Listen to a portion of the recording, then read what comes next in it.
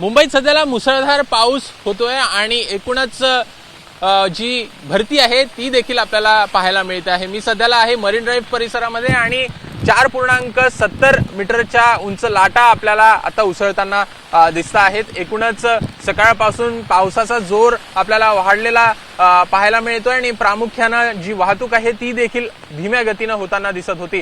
एकूणच दृश्यमानता देखील आपल्याला घटल्याचं चित्र पाहायला मिळत आहे। सध्याला मरीन ड्राईव्ह परिसरामध्ये जर का पाहायचं तर दृश्यमानता ही पावसाच्या जोरामुळे मोठ्या प्रमाणात घटल्याचं चित्र आपल्याला पाहायला मिळत आहे। सोबतच समुद्र देखील खवळलेला आहे आणि उंच लाटा आपल्याला उसळताना दिसत आहेत।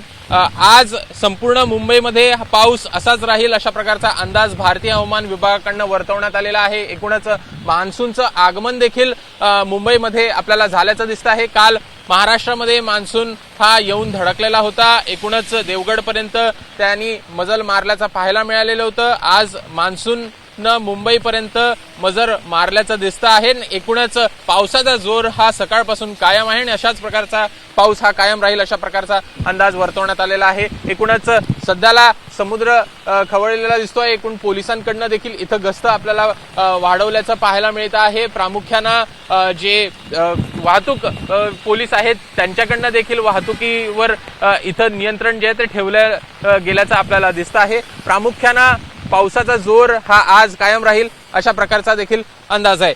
कॅमेरामॅन दीपेश महाजनचा अभिषेक मुठाळ, एबीपी माझा, मुंबई। एबीपी माझा, उघडा डोळे बघा नीट।